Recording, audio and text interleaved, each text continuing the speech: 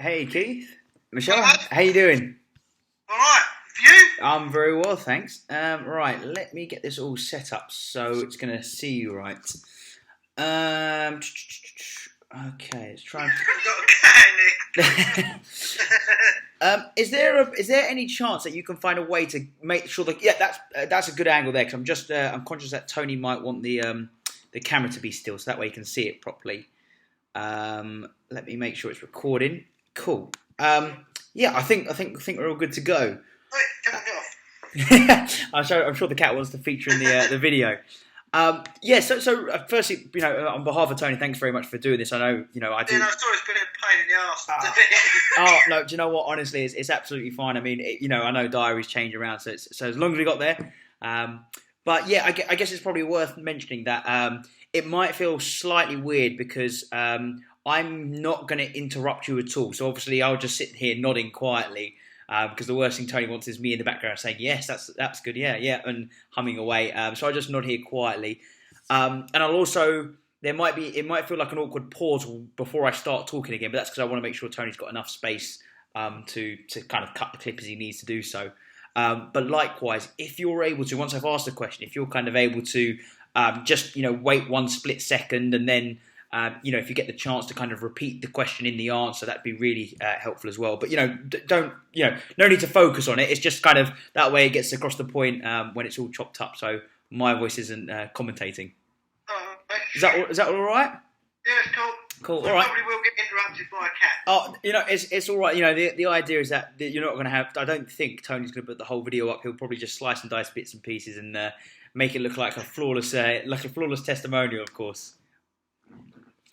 So the very first question is, when you were in the early stages of planning the wedding, what made you decide a DJ and how did you go about finding one? That's yours. Yeah. Mainly I was looking on Google. I just started to Google wedding DJs and Tony's page came up and he just had really, really good reviews, which is what made me basically book him in the first place. Okay, and did you interview other DJs at all? No, we didn't. No, we didn't. We just met up with him and Keith was quite sceptical to begin with, I think, just on the whole package that he offered because it's so much more than just a DJ. And but once we met with him and saw his presentation and actually, met him and what he does, we just decided to book him there and then, didn't we? Yeah, I think when you find or when you come across someone that hasn't been recommended to you and you just find them on Google and you really don't know what you're going to get into or what you're going to get. But to be honest with you, from the moment he turned up, from his first 5 minutes after that, we were like, yeah, I think this boy's going to be good. So would you kind of say it's, I guess, a peace of mind leading up to the day as well? Oh, absolutely. Yeah, absolutely. He just knew what we wanted. He had so many ideas on things that we could include in our wedding that we'd never heard of, and just totally trusted him, didn't we? We just knew that 100%. he was going to be good. And even on the day, he was doing so much more than a DJ. He's more like sort of your wedding planner as well. He's running around helping out in loads of other areas. So he was brilliant. Yeah, I mean, what we effectively done was we gave him complete control of our day, and he pretty much planned it. And ran it and done an exceptional job. Okay, cool. And see if you can try and repeat this one because it's quite easy to say a yes or no answer. Don't focus too much on it. But so the question is, was your best man able to relax and enjoy the party because he didn't really have to take care of doing anything like the MC functionality? Yeah, I mean, I don't think my best man Nick. I mean, he was always going to be a bit uptight because that's the sort of lad he is, but. Yeah, to be honest with you, I don't think he or any of us really kind of knew to the full extent what Tony was going to do. And kind of as he was doing it, I think it just put everyone at rest and everyone was, myself, Nick, the best man. I think he was, kind of a little bit more relaxed than he probably would have been, but albeit still a little bit uptight, but then that's what he's meant to be on the day. They effectively didn't have any jobs though, did they? Because, Tony took care of everything. Yeah. So, were you even previously aware that a DJ could kind of act like a master of ceremonies? No, absolutely not. No. I thought the DJ would just walk up in the evening and, you know, play a few tunes and that was it. Like, he's not just a DJ. He is, like I said, your master of ceremonies, your wedding planner, your sort of, you know, on-hand person. He does a lot more than just DJing. I mean, from the start, walking down the aisle, from that point, he ran the whole day. We had a singer as well, so he liaised with our singer and got all that set up too. So yeah, he was really good. Cool. I'm sure he'll be really delighted to hear that. And you know, did Tony being the MC, did it kind of break the ice between the family? Did it bring them together and kind of, you know, ultimately bring everyone together as one big family, I guess? Yeah, I think it did actually. Yeah. Especially with the introductions, he had this great idea to do like intros of the wedding party, because obviously a wedding's quite a big event and not everybody knows who everybody is, and you know they can tell people are part of the wedding party because of their attire, but they don't necessarily know who they are. So that was really, really good idea, and I think that really broke the ice off. Like, Yeah, it went down well. After the ceremony, it went down really well. Did you get lots of feedback then from? I know the super grand entrance idea is a really cool, fun thing to do. Did lots of your friends? What did your friends say about that? The super grand. So I think you said that you did the introductions. What did your friends kind of say about that because obviously quite unique and that? Yeah, my friends really loved it because they'd never seen it before. Sorry. Yeah, my friends really loved it because they'd never seen anybody do that before. And like I said, you know, not everybody knows who everybody in the party is. Like, a lot of my girlfriends didn't really know the ushers and stuff. So I think it was just a really great way to make introductions. And what about the music for the evening? Did you have much say in what music you wanted, and did it end up being the night, you know, the entertainment music-wise that you wanted? I gave him an idea of what I liked, but I'd kind of said to him, I'm no DJ, I'm rubbish. I know what songs I like, but I can never remember what they're called.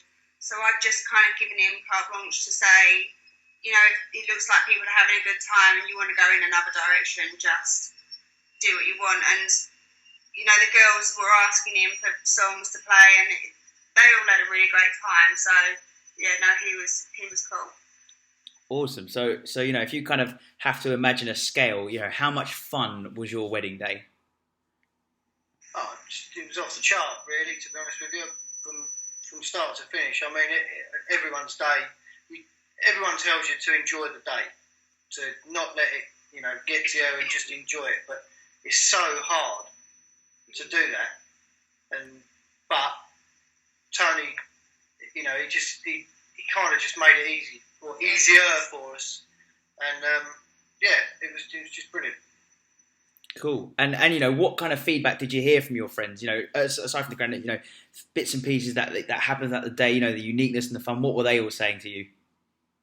I think my friends were surprised at how involved he was. You know, they were kind of like, I think they thought he was the owner. They was like going, oh, wasn't that owner good? And I was like, oh no, that was our DJ. And they were like, your DJ? Like, what's your DJ doing all of that sort of thing? I don't think they realised, you know, who he actually was. I think they thought he was someone else. So, you know, I got really good feedback. Yeah, I mean, I think another thing to add about him. I mean, the guy that actually owned the venue, quite an eccentric sort of guy, liked to get very hands-on with the day, so it kind of needed someone quite sort of strong-minded and you know, knows assertive, that's a cracking word. And he was able to control the guy to a certain degree. So it was, brilliant. So was it almost like a sense of relief that it went according to plan in some ways? Absolutely. I mean, for me, absolutely, because even in the lead up, I was saying to the guys at work, I said, we've got this DJ that we've got who's doing kind of everything. He's the master of ceremonies, a whole lot. I said, if he doesn't turn up, we're buggered. In trouble. It was a massive relief to see him, and then once we saw him, that was it. And he even saved my bacon a bit, because we'd had some evening guests turn up in the day, So I was then stressing about where the hell I was going to sit them, and he just said, "Don't worry, I'll take care of it." And he went and he spoke to the caterer, and they set up, places for them, and just totally took control, which was amazing because I was just thinking, oh God. So how would you say Tony was value for money? How did that represent in terms of his value? Every penny that we spent. Every penny. Out of all of the things, I think he was worth. There were some things I wouldn't do again, but without hesitation, I would book him 10 million times over. Yeah, even the first time we met him, and when he ran through his prices and what he could do, and kind of this package and this package, I think by the time we'd finished our first meeting, we'd said to him, "Yeah, we'll just have the lot." It's well worth it. We were in. For what he does, it is complete value for money because, like I said, he's not just a DJ.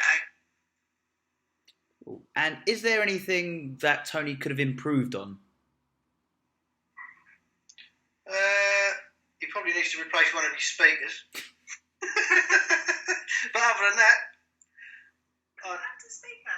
It's a little bit baffled. Maybe had it out a bit too loud. I don't remember that. I don't remember that, so it can't have been that big a problem. But no, I don't think I couldn't think of anything I'd have him do differently.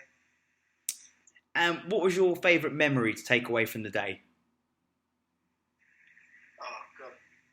That included Tony, or in general? Yeah, with Tony probably the best. For me, it was the introductions bit. I think just the way he writes, he takes snippets of little bits of questions that you answer, and he writes them in such an amazing way that, the way he was introducing people, I just loved that. I thought it was really cool. Yeah, for me, I think although I was extremely nervous at the time, the idea that he came up with for the introduction of the groom and the best man into the ceremony, when we went down the aisle, that just caught everyone by surprise, kind of relaxed them, and they just wondered what the hell was going on. It was just and there was loads of people that just said we just didn't expect it. It was brilliant. So for me, we're yet to see the video because that's taken a little bit of time to come back, but we do want to see it just so we can see what everyone's reaction was, and I can actually see what it was like with me running down the aisle. So that's for me, that was mine, and that was because of him. Cool. Mr. and Mrs. Mr. and Mrs. was good. Hilarious. That went down really well, and that was his idea too. How did the Mr. and Mrs. game work?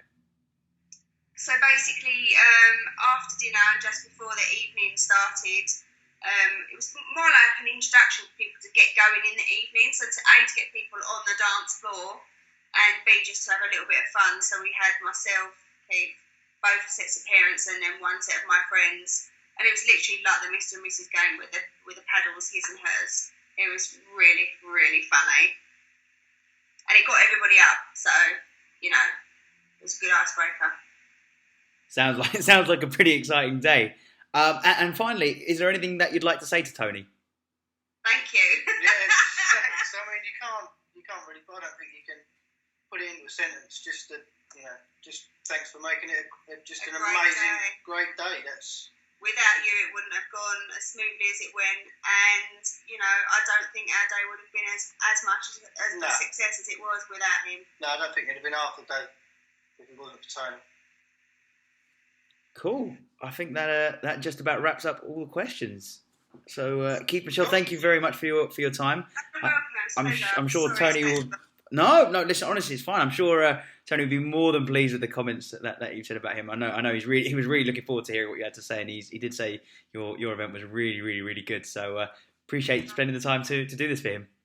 Is he going to enter the wedding awards this year? I hope not, because I want to win. I hope not. I want to take the prize. I'm going to nominate him then. Don't get on your nerves. Well, can I discourage you anyway? No, I'm not too sure if he is or he isn't. To be found out. Yeah, but not if I want to win. But no, thank you very much for taking the time. It was really nice speaking to you and hearing about your day.